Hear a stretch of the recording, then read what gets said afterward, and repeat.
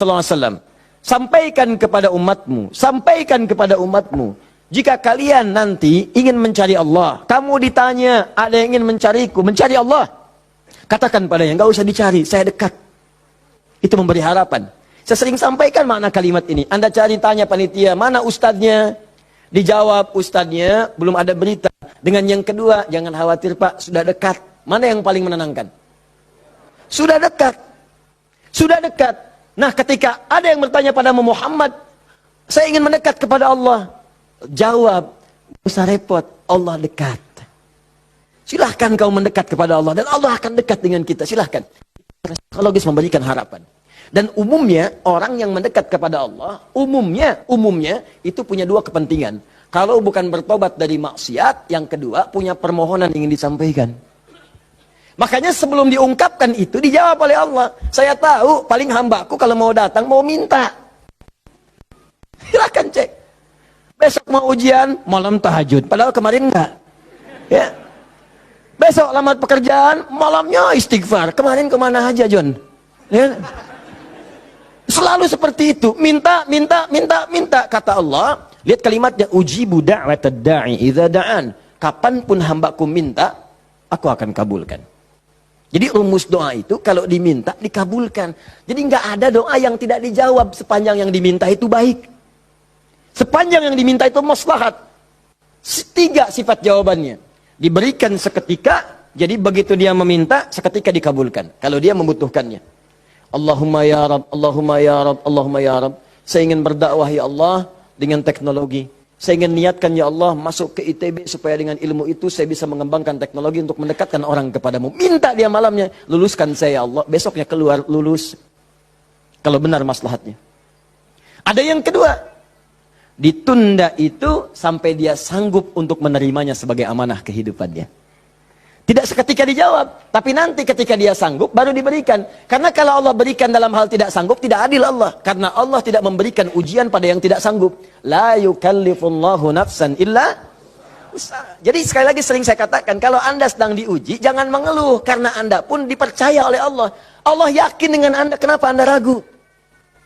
Jadi kalau Anda sekarang punya musibah, punya ujian, entah di rumah tangga ujiannya berat, entah di kantor misalnya ujiannya berat, entah dalam kehidupan, semuanya, semua orang tidak ada yang tidak punya ujian, semua diuji. Wala nabluwannakum bisyai, kata Allah, Quran surah kedua ayat 155. Semua yang hidup punya ujian. Dan sifat ujian itu tidak akan diberikan pada yang tidak sanggup. La yukallifullahu nafsan illa wus'aha. Kalau kamu nggak sanggup, saya nggak akan berikan, kata Allah. Jadi kalau ibu sedang punya ujian di rumah tangga, jangan mengeluh, Bu, seberat apapun, karena ibu itu sanggup. Allah percaya pada ibu, kenapa ibu nggak yakin? Antum punya ujian di kantor, berat rasanya Ustadz, betul memang berat, tapi Anda yang sanggup. Kalau ujian itu diberikan pada Adi Hidayat nggak sanggup. Anda hebat, kata Allah, kenapa Anda mengeluh? Ya Allah, kenapa saya? Ya Allah, ya emang kamu yang sanggup. Why me? Why not? Iya. Jadi semuanya itu ada ukurannya, nggak usah khawatir itu dengan itu semua. Ada takarannya, ya. Dan Allah itu punya sifat keadilan yang sangat luar biasa. Rizki adil, semua diberikan. Kadang-kadang itu nalar belum sanggup menalarnya. Yakin dulu iman, begitu iman hikmah datang. Kan dulu pernah saya sampaikan untuk analogi sederhana tentang cicak dan nyamuk. Masih ingat? Coba cicak, bagaimana beraktivitasnya? Merayap di mana? Dinding. Makanannya apa? Yang paling utama nyamuk. Nyamuk apa aktivitasnya? Terbang. Nyamuknya punya sayap, cicaknya tidak. Kan pernah saya sampaikan, kalau nyamuknya punya akal dan jenius, cicak jadi mainan. Cicak di dinding, dia dekat lampu. Cicak, ayo sini kalau berani. Alhamdulillah, hewan tidak diberi akal. Tapi bukan itu yang mau saya sampaikan. Keadilan Allah menjadikan cicak tetap mendapatkan makanan. Orang tua kita nggak punya banyak dalil. Cuman fitrahnya memberikan kepada kita gambaran-gambaran kehidupan. Dikatakan oleh mereka, cicak diam-diam. Bayangkan, yang Allah tuntut cak, merayap. Rayap aja. Mau diam-diam, mau biasa. Dicontohkan, diam-diam aja merayap. Diam-diam merayap. Teruskan, datang seekor nyamuk. Ketika cicak merayap, datang seekor nyamuk. Bukan cicak yang mendatangi nyamuk, nyamuk yang mendatangi cicak. Siapa yang memberikan dorongan nyamuk datang ke cicak? Allah. Jadi kalau dia mengerjakan ikhtiar dari Allah, maka datanglah hasilnya. Cicak, kamu merayap aja. Begitu merayap, datang seekor nyamuk. Selanjutnya, Oh, silahkan. Ya. Tangkap, selesai. Itu poin yang pertama. Jadi saya ingin berikan gambaran dalam kehidupan ada unsur keadilan yang diberikan oleh Allah Subhanahu wa taala. Jadi yang pertama tadi langsung diberikan, yang kedua ditunda dia saat sanggup menerimanya. Kalau nggak sanggup, nggak akan dikasih. Anda punya anak 5 tahun, ya, pengen minta hadiah pada Anda. Bobo, motor. Pengen minta motor. Anak 5 tahun pengen minta motor beneran, dibelikan nggak? Ya, Anda memang mampu. Tapi pada saat itu nanti nak ya, Bapak belikan motor yang hebat. Sekarang motor yang ini dulu, motor-motoran. Setelah itu dia siap 2 tahun, 3 tahun, 4 tahun, 10 tahun ke depan diberikanlah motor itu. Apa karena Anda tak mampu membeli? Tidak, karena dia belum siap. Anda minta sekarang, tiba-tiba 10 tahun kemudian Anda dapatkan. Cuman saat dapat Anda nggak sadar kalau itu tuh hasil doa Anda yang dulu. Itu. Kadang-kadang demikian. Anda pengen jadi dokter. Ujungnya kan dokter, masuknya pengen ke UI. Tiba-tiba keterimanya di Undip misalnya. Tapi kan jadi dokter juga. Anda pengen proyek yang besar, dikerjakan sekarang, nggak dapat, doa belum terkabulkan. Tiba-tiba 10 tahun kemudian, dapat proyek yang besar, yang nilainya ternyata diakumulasikan 10 tahun ke belakang. Itu doa Anda. Kalau pengen bukti lebih dalam, betapa banyak orang tua yang berdoa sejak anaknya masih dalam kandungan.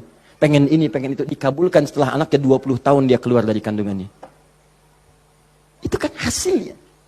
Makanya ketika anak sukses, kata Al-Quran surah ke-46 ayat ke-15, ada isyarat di sana. Kalau Anda sukses, jangan menilai dulu kesuksesan itu adalah hak Anda, kewajiban Anda, atau atas jasa Anda. Barangkali Anda cuma 30%, 70%-nya ibu yang dulu pernah menangis di keheningan malam. Ya Allah, jadikan anak saya seorang insinyur, ya Allah. Ya Allah, jadikan anak saya, ya Allah, orang yang soleh. Ya Allah, jadikan anak saya si fulan. Bapak Anda yang dulu cuma makan singkong, datangnya ke sawah, kemudian kerjakan segala rupa, ya Allah, jadikan anak saya lebih hebat dibandingkan saya. Puluhan tahun yang lalu mereka bermohon kepada Allah, doanya terkabul ke puluhan tahun kemudian.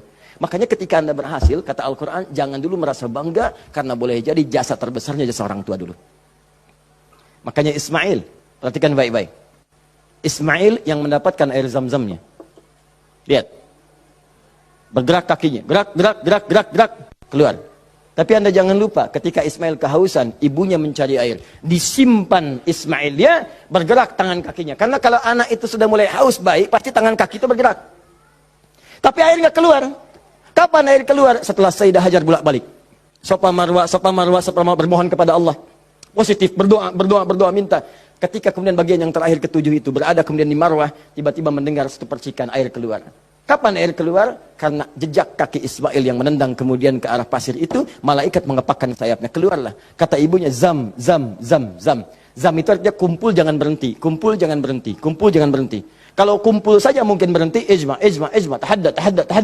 Ini zam. Kumpul jangan berhenti. Sampai sekarang air itu selalu berkumpul, tidak pernah berhenti. Dikenallah dengan air zam-zam. Orang kebanyakan cuma minum zam-zamnya, tapi tidak pernah mendalami kisahnya. Di situ ada bakti orang tua, di situ ada sayang kepada ibu, di situ ada cinta kepada orang tua, dan sangat luar biasa.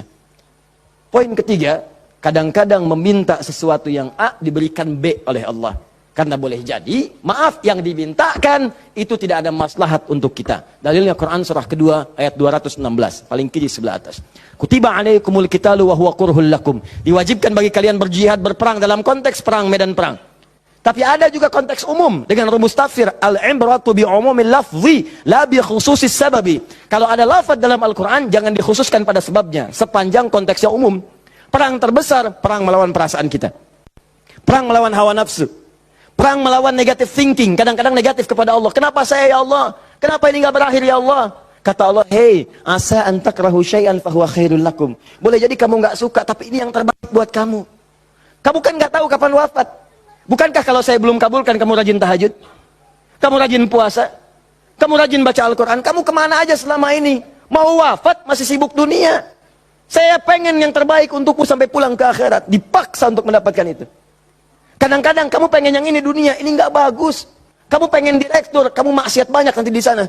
Cukup level manager saja. Wa asa an tuhibbu syai'an fa huwa syarrul lakum. Kadang-kadang yang ideal yang dipengenkan itu enggak bagus kata Allah. Kenapa? Wallahu ya'lamu wa antum la ta'lamun. Karena Allah tahu masa depan engkau tidak. Anda punya anak 5 tahun sakit, dia kata dokter jangan makan apel. Jeruk boleh enggak dok? Boleh.